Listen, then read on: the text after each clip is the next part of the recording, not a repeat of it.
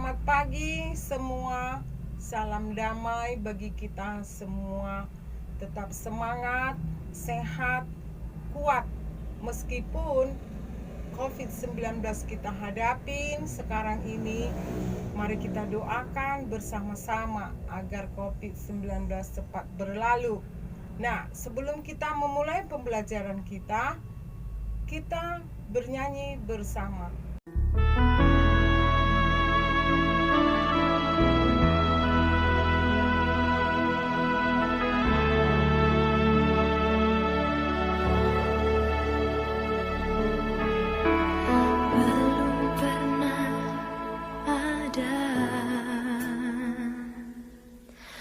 Kasih di dunia sanggup menerima diriku apa adanya, selain kasih-Mu, Yesus.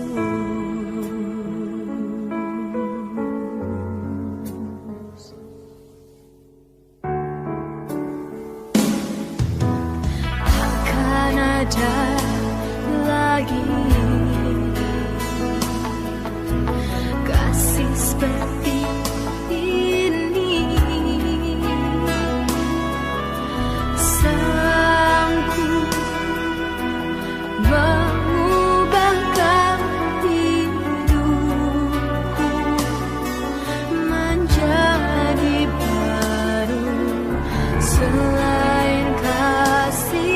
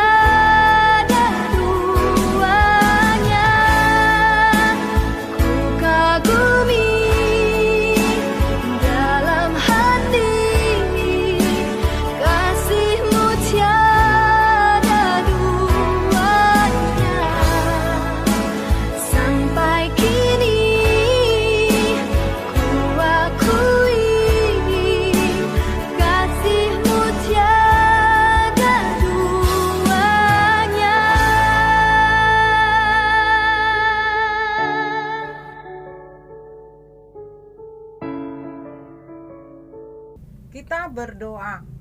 Bapa di surga, terima kasih atas kebaikan Tuhan kepada kami.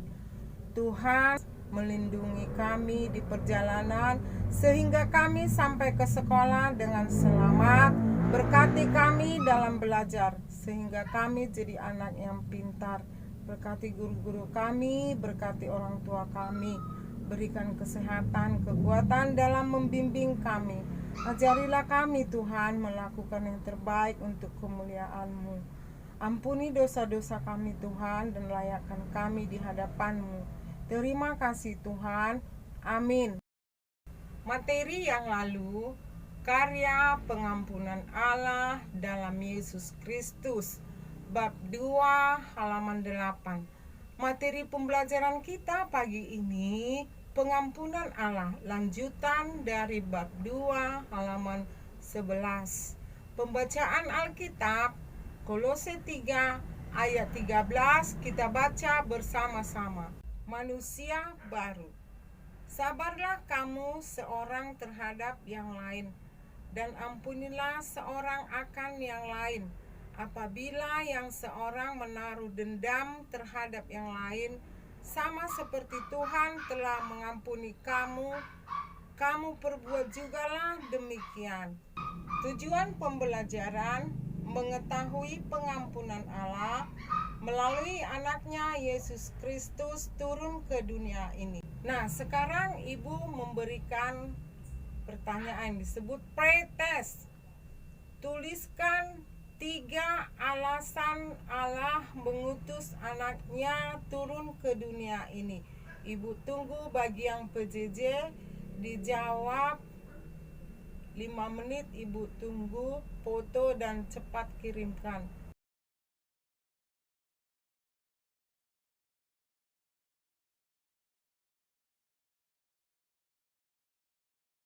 Sekarang buka bukumu halaman 11. Baca dan amati yang kamu baca. Ibu tunggu 5 menit.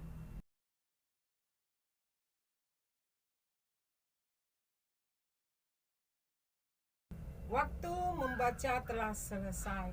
Sekarang dengarkan. Sesuai dengan topik pembelajaran kita pagi ini mengenai pengampunan Allah. Sejak manusia jatuh ke dalam dosa, Allah telah merencanakan pengampunan bagi manusia di bumi. Melalui peristiwa air bah bahwa manusia penuh dengan kejahatan di bumi. Namun Allah tetap mengasihi manusia di bumi dan memberikan pengampunan kepada manusia di bumi yang hidup benar di hadapan Allah. Namun Allah tidak pernah berhenti melakukan karya penyelamatan bagi manusia dari dulu sampai sekarang. Adapun materi pembelajaran kita pagi ini. 1. Allah mengasihi manusia. 2.